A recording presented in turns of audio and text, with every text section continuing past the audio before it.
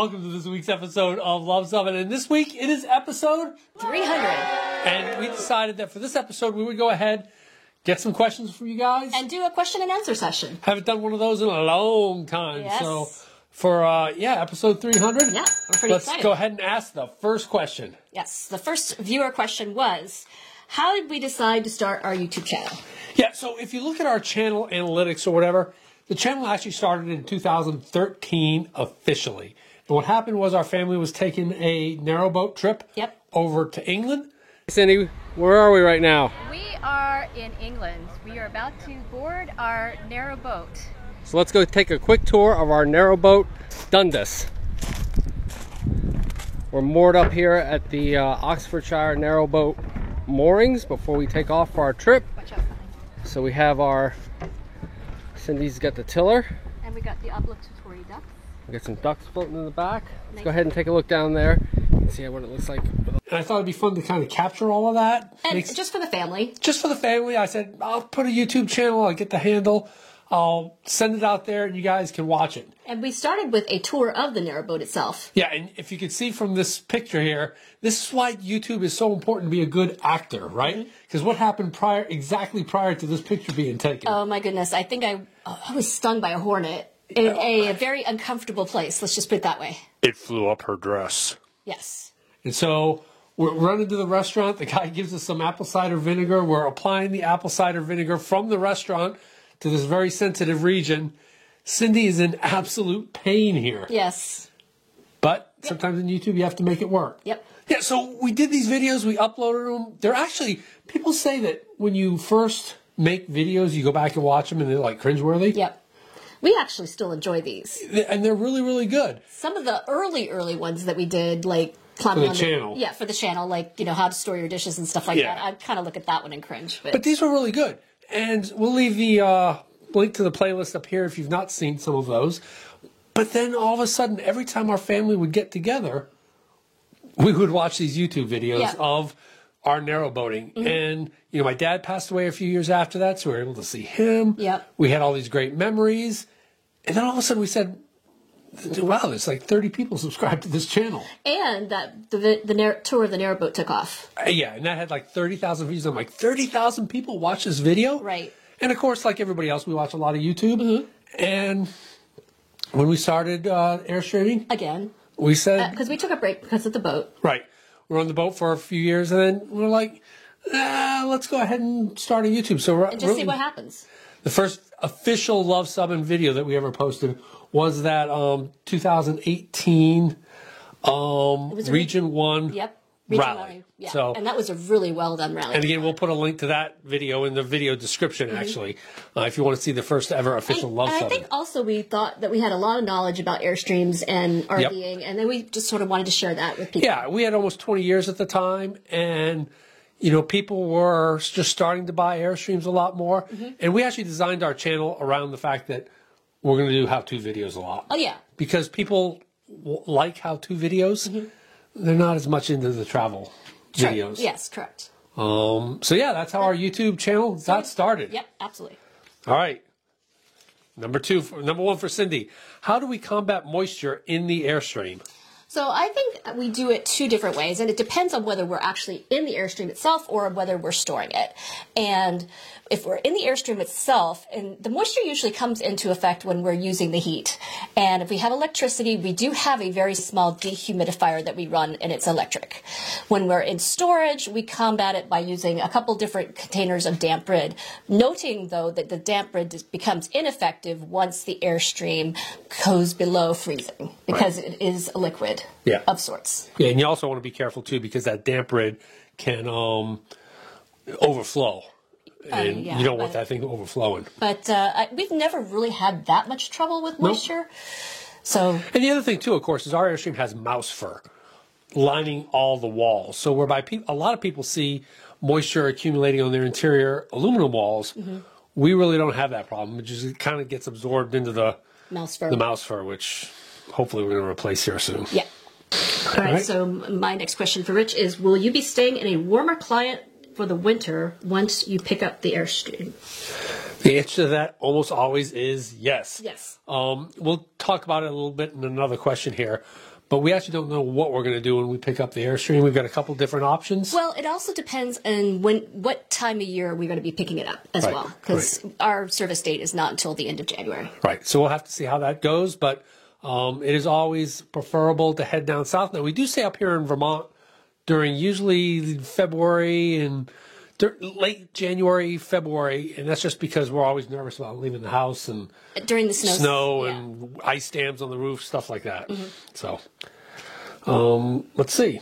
All right, Sin, are you still thinking about doing a shell-off restoration on the Love Sub? So that was the other thing that we were considering, Yep. as opposed to, staying down south. We were considering to do at this point, because there was some damage to the flooring when the refrigerator is separated from the wall during the frame crack. Yep. We are considering doing some restoration work after it gets fixed. Yeah, it's just we were going to do it in 2 years from now, in 2027 is when we were going to do a full-blown restoration. But this might be the time, and it might be the correct time. Yeah, so. I think we're exploring options. Once we pick it up from Jackson Center, maybe bringing it right down to somebody to do some interior. So we'll see how that goes. Yep. All right, next question. It's okay. For you, it is, do you ever get tempted to buy a new Airstream, and if so, what model? Okay, the answer to that is almost never. We have always said that the Love Sub is the first, only, and last Airstream we've ever owned, and that it will eventually be sold by our executor of our estate, that we're going to keep that thing. So we have no plans. There was one brief moment where I'm like, oh, when the frame had cracked, the fridge had come off. It was a little rough. Should we just get something else? And that lasted about 1 second. Yeah. We're like, no, we don't want to get anything else. This have all our memories, and it's basically our home. And When we sit in it, every time for the first year we sit in it, we go, we're home. yeah, it's our happy place, So if ever it were to be catastrophically damaged, which would be horrific. and we absolutely had to get a new one, we would get a 20-foot front bedroom caravel is what we would get. And why? Well, I think we like the layout. It's close, almost identical to ours. The kitchen is very close to what we have, and so that's the reason why we bought this Airstream in the first place. Yep. All right, moving right along. What do you do to your home when you're on the road for any lengths of time? Do you turn off the main water valve? Do you leave cabinets open to prevent the pipes from freezing? And that's a good question. And we are considering doing a video about this down the road. I think Randy from Zephyr Travels. Yeah, we haven't watched it yet because they just dropped it like an hour ago. Yes, dropped the video. But we'll leave a link to their video as well if you want to see what they do. So I'm just going to cover some of the major things that I do. For primarily, if it's during the winter, we do adjust the thermostat. And so the house is staying at 56 degrees, which prevents the water lines from freezing while we're gone. We give the place a good cleaning. We take all the garbage to the dump. We pretty much empty out the fridge of anything that can be perishable while we're gone.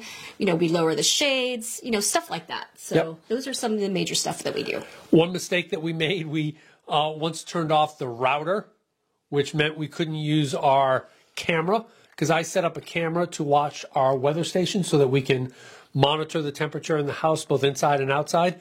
Green Mountain Power does send us a text if ever power goes out, so we would know if power goes out. Yeah. That would be our biggest worry during the winter time, because that would cause the pipes to perhaps freeze. The only water I turn off is to the washing machine, because those are flexible rubber hoses, and if ever one of those were to crack, that could lead to a big leak. Yep. We cannot turn off the water completely to our house because our house is heated with baseboard heating through the hot water system. So if we turn the water off, we would lose heating. You do lower the heat, though, on the water. Yep, we do that. We conserve energy that way. We also unplug all our devices, the anything computer, that could draw power. Anything that could draw power. Some of the night lights. You don't want anything running if you don't have to have it. And one big tip is we always change batteries in our weather station and in our thermostats. Correct. So that the batteries don't run out of the thermostat, and then all of a sudden they can't control the heat, and then things And also freeze. we check the battery of the smoke detectors as well. Yep. Okay, good one. In a nutshell. Yeah, that was a good one. What were your greatest successes and biggest challenges in organizing the vendors at this last year's rally? Okay, I'll go with the canned answer, and then I'll let Cindy describe one situation in which she almost literally exploded. The biggest challenge for us was we were using a computer system called Hoover that was new, and we were just kind of sort of getting used to it.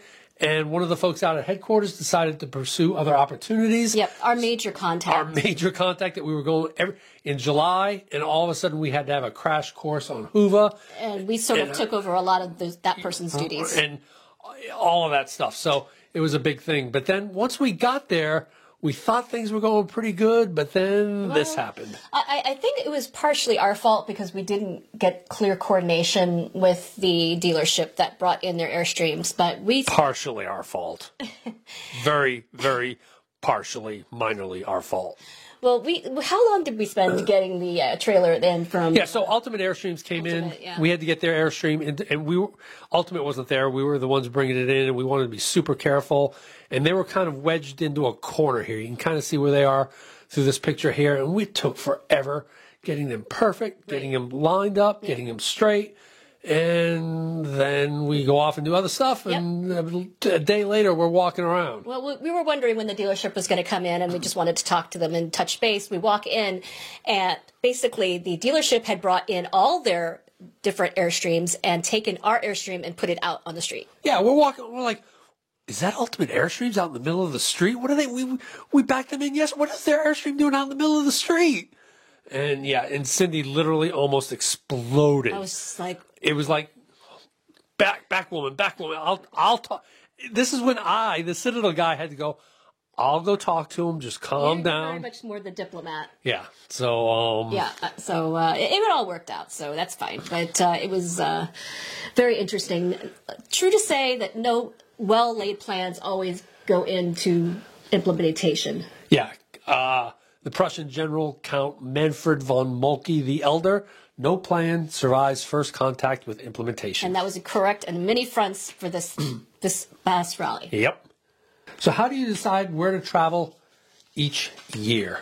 Well, right now, because we're the vendor coordinator for the big international rally, that's sort of been our motivation as to where we're traveling each year. So, yeah, in a nutshell, what we do is we always pick what we call a turnaround point. And that's that point in which we turn around. Mm-hmm. A couple of years ago, it was the Everglades. We said, okay, we're going to the Everglades National Park. That's what we want to do. That's as far south as we wanted to go. Right. So, and then we plan all of our route as we go down to the Everglades. And we maintain a spreadsheet, right? Whenever we see a YouTube video or somebody comes by in the campground and says, hey, you got to go here. Mm-hmm. We write that down. Yeah, we make a notation. So, and once we pick that turnaround point, we pick the points and how far we want to travel each day. Yeah, which is basically we get our atlas out. We're not app people for the extent at this stage of the game. We take our atlas, set of dividers. And our sweet spot is about 250 miles. And we also like to stay in a spot perhaps 2 to 3 days. We don't want to get... The overnighters are kind of rough, right. If you go from point to point to point. And just another tip, so that you can get something out of this video, we have found over the course of time, like clockwork, it's 50 miles for every hour when you factor in stops and rest stops and gas and everything. And keeping a constant speed of about 60 miles per hour? Yeah, 60 to 62. So, 250 miles, that's a 5-hour travel day, and that's... kind of perfect. Yeah, so that's how we kind of long enough, and that gets you to the campground and enough time to set up and just have a relaxing evening. Yep. Do both of you do the travel planning, or is one person in charge of reservations and travel and route planning?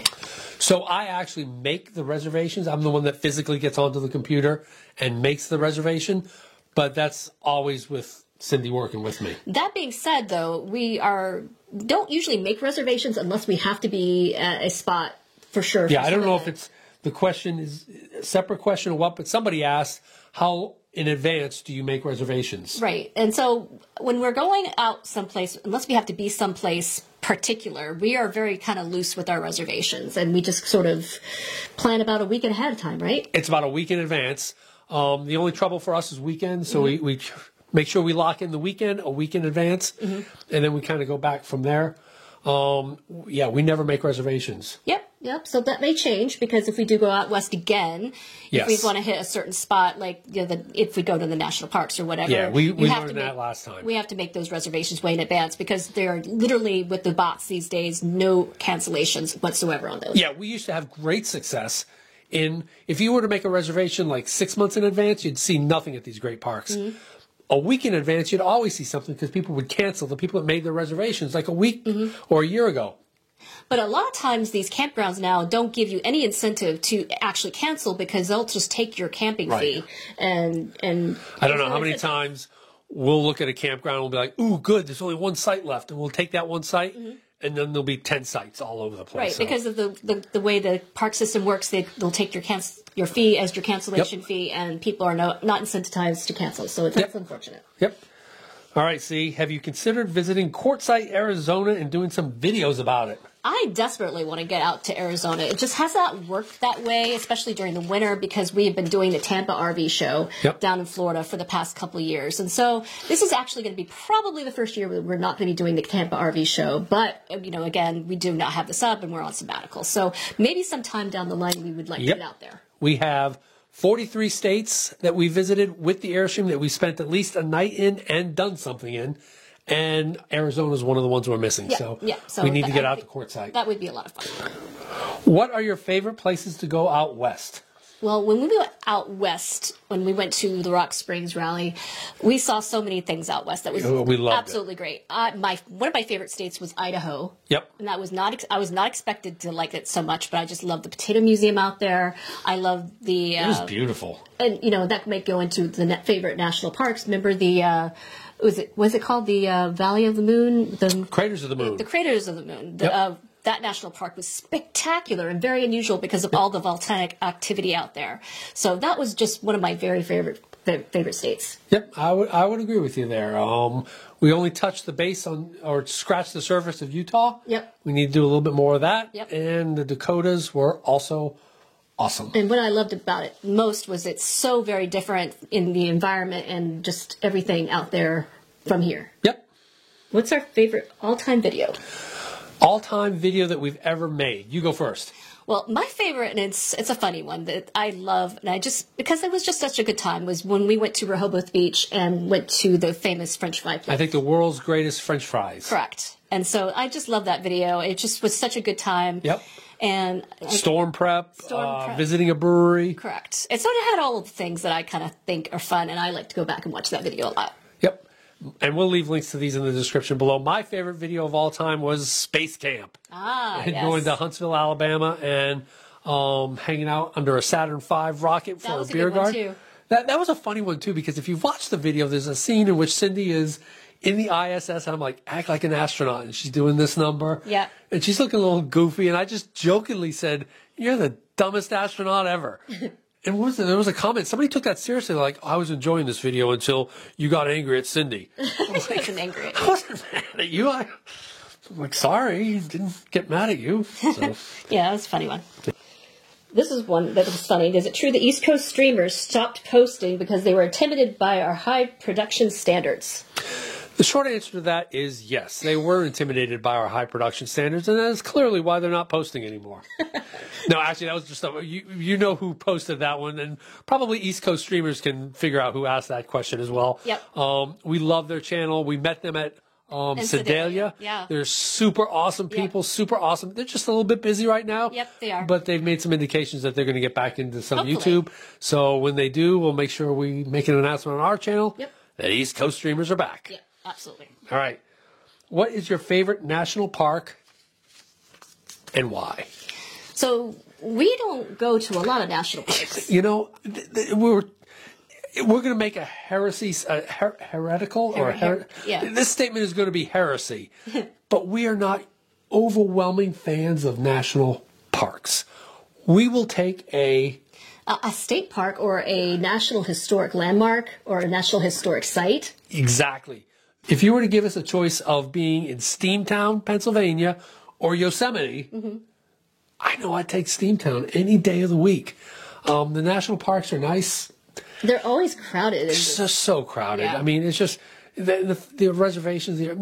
My favorite actually is Acadia National Park. That's my favorite national park.